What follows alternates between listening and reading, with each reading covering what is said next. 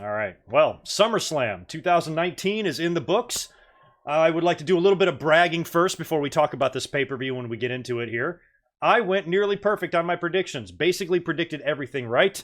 The only match that was a little bit iffy was Kofi and Orton that ended in a double countout, but I did predict Kofi to retain, and technically he did, so I'm going to consider myself perfect in my predictions. On the kickoff show, we had Drew Gulak retaining over Oni Lorcan. We had kind of a schmozz with Apollo Crews and Buddy Murphy, and Alexa and Nikki retain the tag titles against the Iconics. Moving on to the main card, we opened up the show with Becky Lynch defending the Raw Women's title against Natalya in the submission match. It was a straight-up match. I speculated on the possibility of a Natalya heel turn, a Ronda Rousey interference or run-in, some sort of a goofy-ass finish where you actually maybe pass the belt to Natalya. But in the end, I predicted Becky to retain. She did. It was a straight-up match with no extracurricular activity. She simply just tapped Natalya out and won in the submission match. Match number 2 was Goldberg and Dolph Ziggler, which also turned out to be 10 times better than we thought.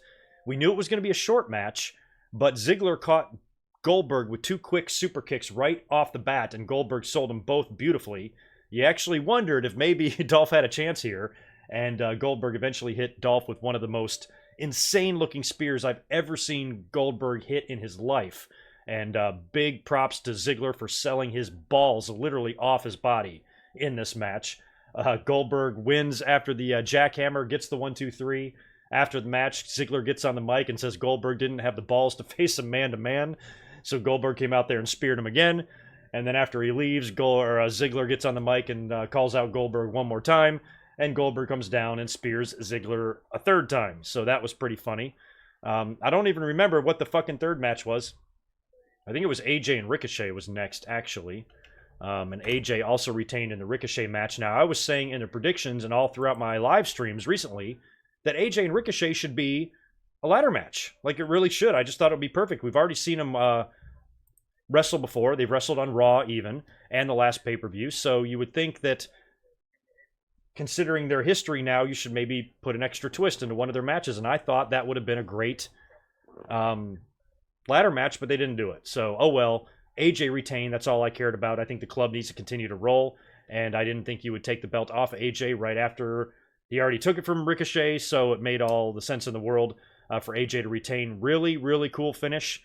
Ricochet went up for, I don't even know what it was.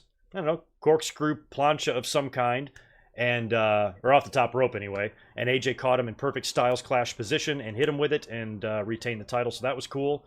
Another kind of underwhelming match was Bayley and Ember Moon. I speculated that possibly we could see Sasha Banks return here if Ember Moon maybe snapped, turned heel, did something after the match to beat up Bayley, but I did not think Bayley would drop the belt to Ember Moon here, and I predicted her retain, and she did. The only reason I didn't want to see Ember Moon win the title here is because I felt like they would just be giving her the title just for the sake of giving her a title. She's been doing nothing, she gets a title shot and then wins the title.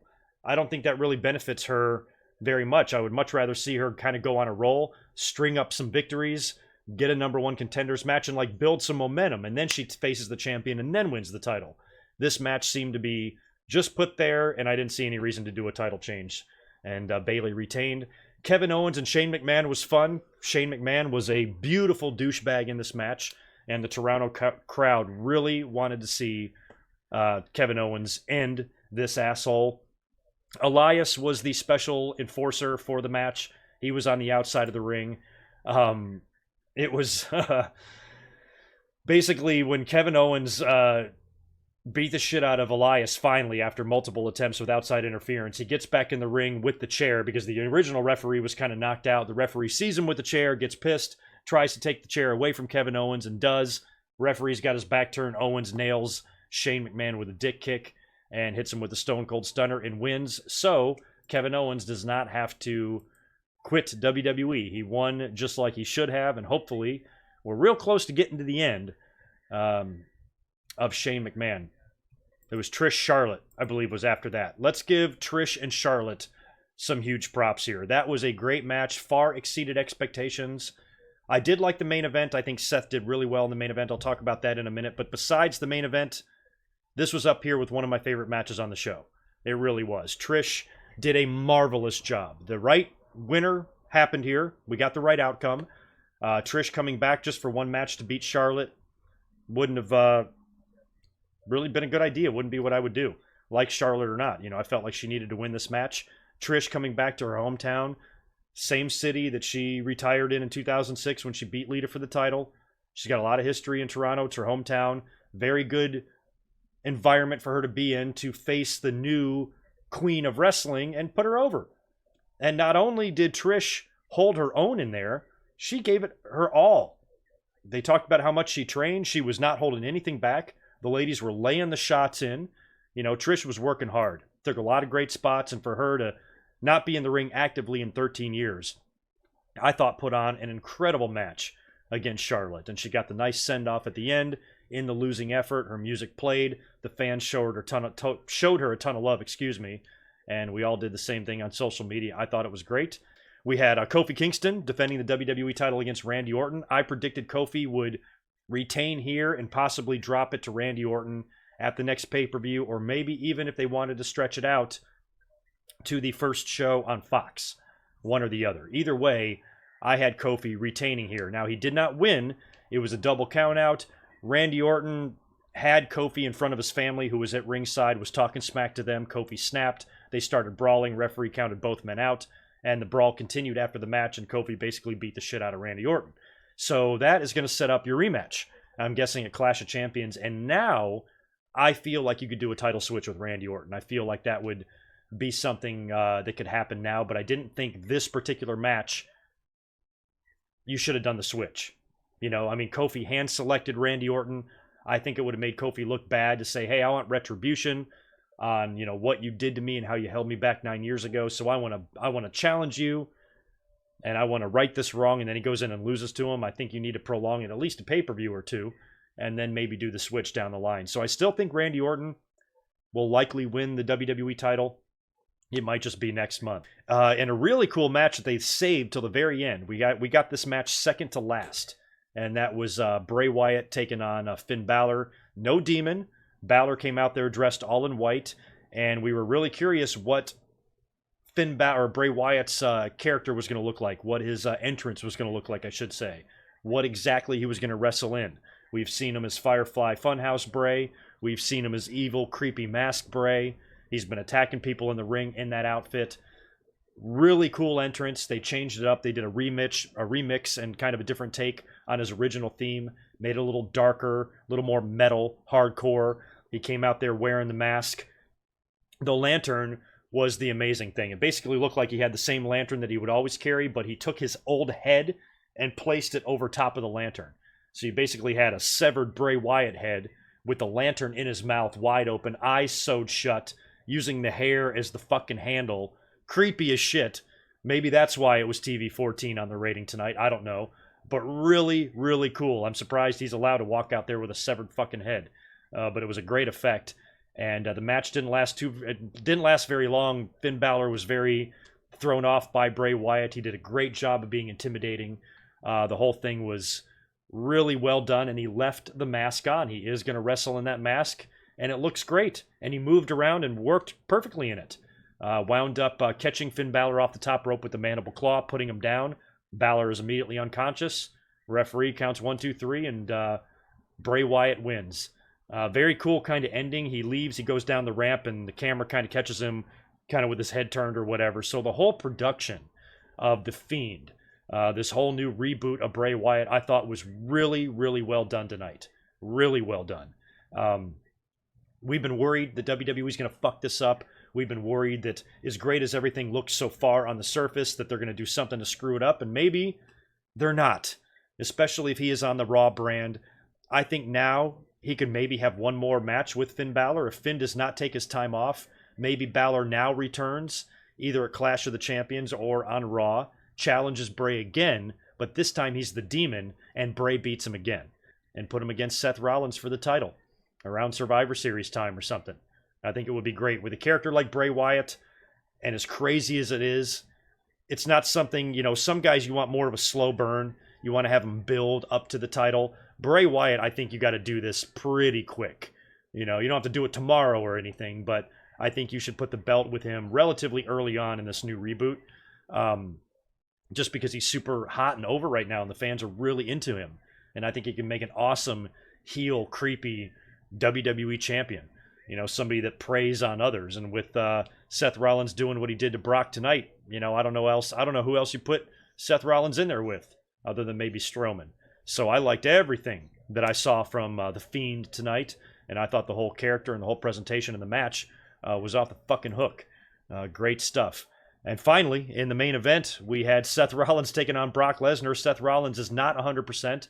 Seth Rollins has gotten his ass handed to him the last couple of weeks on WWE TV. A couple of weeks ago, really gnarly with the stretcher bumps and the steel chair bumps. He comes out there tonight, faces Brock Lesnar at not 100%, and beats him completely clean.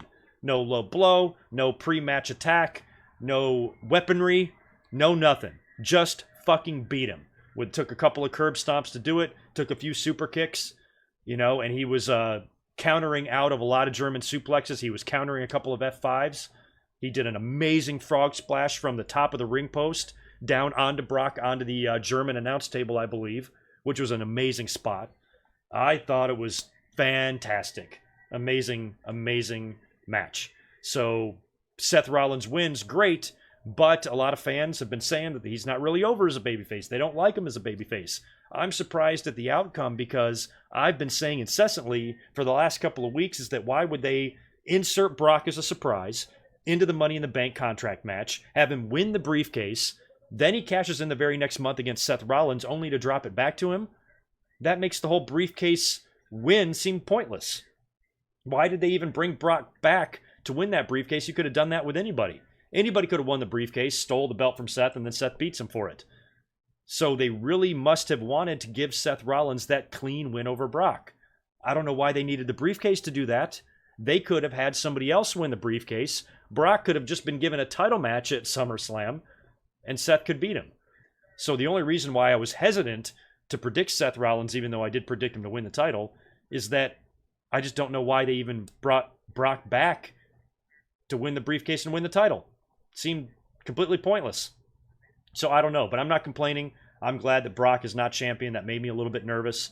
If he was going to hold on to the belt and drop it to Strowman or something like that, I would have been fine with it. But last time Brock was champ, we didn't see that red belt for nearly 2 years on Raw, and I really did not want to see a repeat of that. So for that reason alone, even though Seth might not be connecting with the babyface audience and we might find him as a lame babyface from time to time, I would still prefer to have him champion than Brock. Right now. That doesn't mean I don't like Brock. I'm not one of these insane Brock haters. I don't think Brock should leave the company. I don't think Brock needs to go away and die. I think Brock's Awesome is still a big draw and still has a couple of years left in him. But in this particular case, I just would rather have the Universal title regularly on Raw without Brock holding it hostage and us having to wonder who his next opponent is going to be and all that shit. That just wears thin on you. It gets old. And I'm glad that we didn't have to deal with that tonight. And congrats to Seth. Big win for him. Big win for his career. WrestleMania was one thing, but to beat Brock at WrestleMania and SummerSlam? Not even Roman Reigns did that. Not even John Cena did that. So at what point does that conversation start with Seth Rollins? You know, if you ask me, WWE is treating Seth a lot more like Roman Reigns than Roman Reigns. So when does the fans' anger shift? Because anytime that somebody is pushed too much in their opinion, they turn into huge cockbags and start getting pissed about guys being shoved down their throats and shit. So I guess that conversation will likely have probably already started on Twitter now. But all in all, this was not the best Royal Rumble, best SummerSlam I have seen. Not my favorite in recent years, but still not horrible. I was very happy and pleased with the Trish match. I was very happy and pleased with the Fiend's debut. I loved the Kevin Owens and Shane McMahon match, and I thought the main event was great. So those 4 big moments right there, I think, were enough for me to give this pay-per-view at least a C+. So yeah, most people are going to give this pay-per-view like an okay mark. Nobody's going to say it was the best, but I would really hate to think, I would really hope that there aren't people that are saying, this is the worst SummerSlam ever. You know, it really wasn't. There were some good matches on there. The build was bad. The expectations and the enthusiasm from us as fans, I think, was lower than normal. But as far as the matches tonight, the work put in the ring, I got no issue with it. All in all, I'm happy. All in all, I'm, I guess, content with the show. Maybe not happy. I'm not climbing to the top of my roof and screaming that it was the greatest SummerSlam ever, but I don't think it was a bad show. If you guys want, make sure you join me tomorrow night I'll be up here live reacting to Monday Night Raw. Hopefully we'll have some fun fallout from what we saw tonight. And make sure you subscribe. Make sure you shoot me a follow over on Twitter. Make sure you like this video. And I will catch you guys tomorrow night for Monday Night Raw. Hopefully it will be a fun Monday Night Raw. Post-SummerSlam show. You would think it would be. But that's never a guarantee with WWE. So thank you so much for hanging out tonight, you guys. Y'all be good. Go around YouTube. Show support to all the other YouTubers doing live streams and live reactions and live reviews of tonight's SummerSlam. And hope y'all have a good rest of your night. I'll talk to you soon. Peace.